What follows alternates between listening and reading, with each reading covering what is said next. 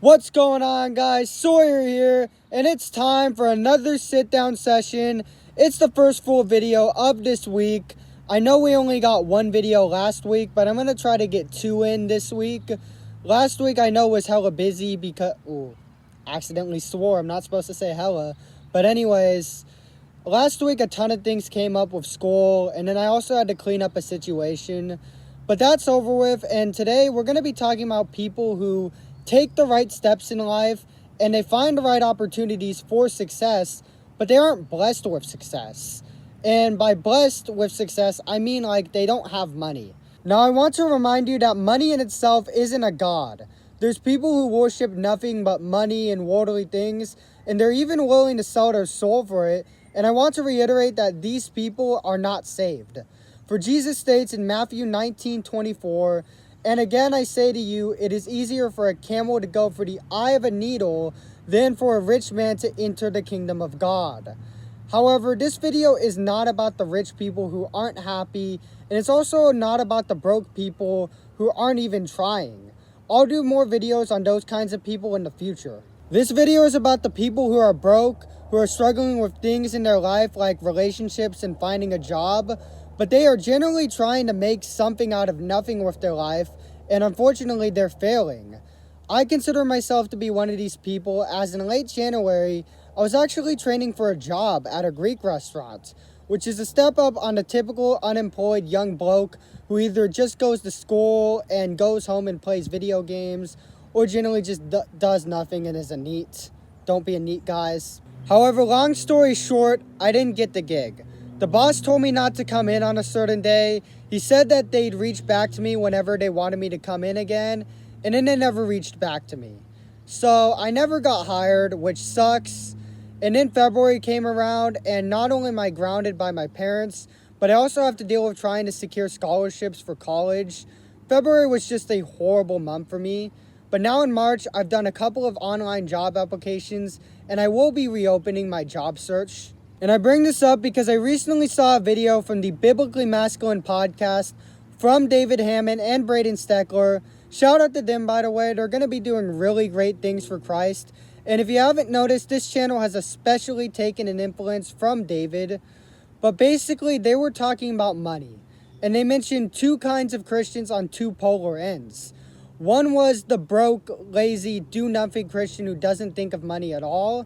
And then the other was the highly ambitious, successful Christian. But I was thinking, what about that person in the middle? Somebody who is ambitious in making changes to their life, and somebody who has even taken some positive steps towards things like money, but just like me in the job training, they're still broke. Well, I'm here to tell you that just because you've taken some positive steps to being successful doesn't mean that you're somehow better than somebody who hasn't taken any steps at all. I'm going to look at it from two perspectives, the manly and godly perspectives. First, the manly. And here's where I'll be a little bit transparent about what could be a blind spot in my discernment with God. What I'm about to tell you is probably not biblical, so strap yourself in. In this world, there are two kinds of people. You are either a winner or a loser. You are either blessed or unblessed. And this is in the Bible. In Proverbs 14:20, the verse states, "The poor, which is the loser, is hated even of his own neighbor. But the rich, the winner, has many friends." If you are a loser, and you are generally trying to get out of being a loser, but you're still in the territory of being a loser, nobody cares. I disagree with many of the things that the manosphere and the red pill believe in, but one of the things that guys like Tate and Jay Waller get right is their perspective on failure. You're broke, you didn't get hired because an employee didn't like your age, or he didn't like your vibe, or he didn't like your experience. Despite the fact that you are willing to work hard and you genuinely want to be a useful, skilled worker in society, nobody cares. Nobody cares about your intentions, your ambitions, and so nobody cares, shut up. Nobody wants to hear you complain, nobody wants to hear you cope. They don't even want to hear about you trying to explain why you failed and what you're going to do to learn from it. Nobody wants to hear about or from failures. Well, unless they can learn something from it. To be honest, I probably shouldn't even be speaking. but I am called by God to document my journey and serve you guys. And my service to you guys today is to bring up this concept that even Christian content creators, even the strong ones, they don't focus on as much because it goes into the territory of red pill. Which I don't agree with 98% of red pill, but there is 2% of it that I do agree with. And one of those things that I agree with, as I mentioned, is their perspective on failure. Like, what you typically hear from people in the Christian community when it comes to failure is just keep going. Do A, B, C, and D, and you'll get there. God will eventually bless you. And while this is true, and it can actually be useful, I think that we have too much of that. And the reason why I think that we have too much of that is because, you see, men on this walk with Christ, they already know what they need to do. And if we have failed to successfully do what we've needed to do, yes, we should be backed, but I also think that we should be backed less. I think instead we need to be blasted more, and we should be using that blasting that we get from others to fire us up. Plans, ambitions, and even works, they mean nothing to the world, and they mean nothing to God. They mean nothing, especially if you don't get results. And that's because, as I said earlier, nobody wants to hear about or from failures. Now, in general, even if they are successful, our works are dead and they mean nothing to God. And one of the reasons why works don't matter is because works do get you in the room with being blessed with things such as money and relationships. It gets you into the ballpark, but it doesn't directly lead you to being blessed by God. For a good verse about this concept, it can be found in James 2:14-26. Now that passage is mainly about faith without works being dead. However, within that passage, there's a really good verse that also shows that works without faith is also dead. James states in James 2:18, someone will say, you have faith and I have works. Show me your faith without your works, and I will show you my faith by my works. Show me your faith without your works? What that means is that works of this world that are done without faith in God are dead. They mean naught. They certainly don't mean that you're saved, nor do they necessarily mean that you're blessed either. There's such things as dead works. It's why I don't agree with Catholicism. Works like confession and the rosary could work for some people, but I don't think that you need to speak to a pastor to speak to God for confession, and nor do you need to pray 15 Hail Marys and 20 Our Fathers to be forgiven. Nor is that effective for all people. I mean, you can still do that and be addicted to vices and or be scrawny or fat.